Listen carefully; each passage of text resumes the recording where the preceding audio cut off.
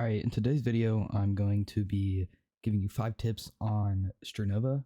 I have around 120 hours, which is pretty good for the game being out for 7 days. I'm going to be giving you tips that I've learned over my time. I played with a lot of top 10 players and have been in the top 50. Timing in this game is very useful.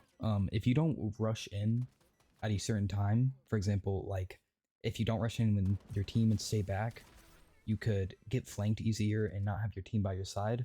Or if you rush in too quickly, you could be stuck in a 2v1 or even a 5v1, which is pretty much unwinnable. So timing is a lot. If you don't rush in a certain time and wait too much, you could get yourself some very bad situations. In this clip, I have late timing. I wait for the team to pass, and in the position I'm in, I can go to the right to get back with my team. But that's more positioning, and we'll get to that later. As you see, I get behind them as they pass by and get some quick, easy kills, which ends the round in about 10 seconds.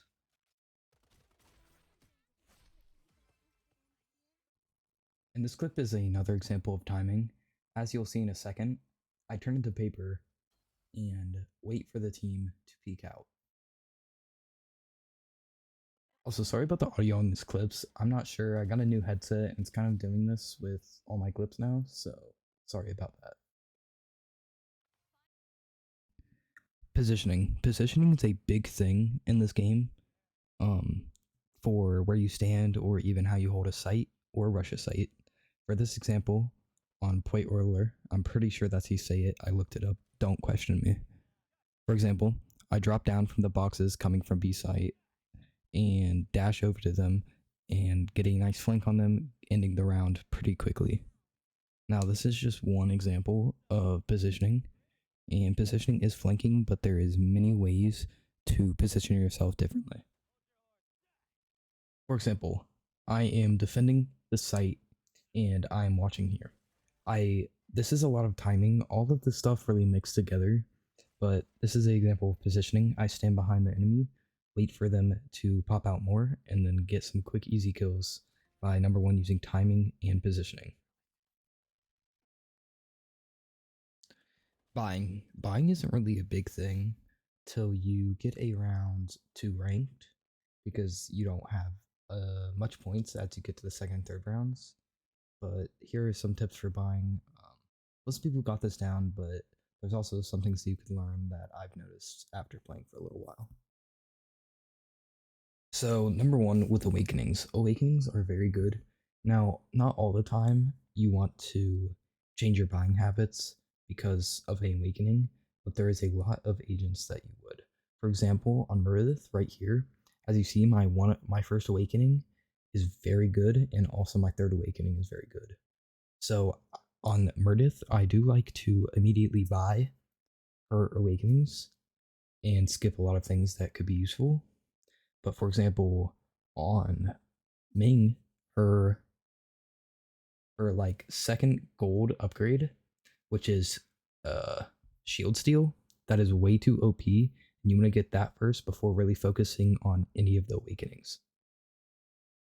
Also, if you don't have enough for shield in ranked on the second round, you can always sell what you bought on the first round to get a full shield, because shields are way more useful than just having a upgrade for your gun.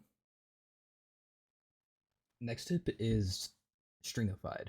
Now, Stringified is your ability to turn into paper where you fly and do all that other shit. I can't stress enough how useful this thing is. If you are good and use paper fight enough, you will win fights. As you see in this clip, I'm using my paper fight to set up an angle for myself. Instead of just standing normally behind that crate, I can turn into paper, which makes it very useful just to like be more hidden. Like, you should always use your paper no matter what. It's not hard to use. You can reload while using paper. Just always use it. Alright, as you'll see in this clip, I'll use the Stringify on the wall, on this wall right here, where they can't see me, and then I can jump out using the Stringify fly mode, and which makes me smaller and faster, which makes it easier to peek. And then as you will see, I'll do it again right here, which again makes me smaller and faster, winning me the round.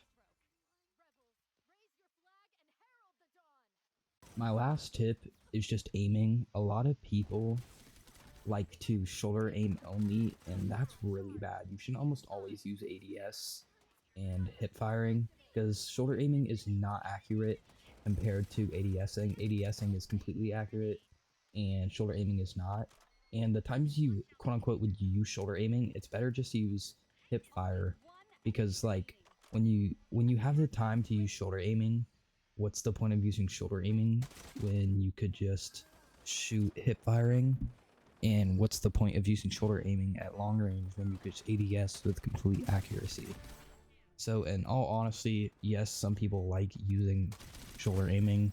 You should almost never use it because the people I watch that use shoulder aiming, there's a lot of times where they with every shot just because of the bloom. So stop using shoulder aiming because that will fuck you up. By the way, this is my first video. I plan on making more. I didn't really know what to make for this video. I just wanted to get started, so I just did some quick tips. This video is low-key kind of bad, but it's my first video, so I plan on improving. Probably the type of videos I'm probably gonna do is like how to play characters and abilities because that's my main point is like being good with abilities. I've played Apex, been master on Apex, and played Valve for a little bit, so I'm very familiar with abilities and games and shit like that. But this is my first video. It's not the best. I tried my best. If you guys like this shit and subscribe and watch more, that'd be very nice. I tried my best on this video and I hope you guys like it. Thank you for watching.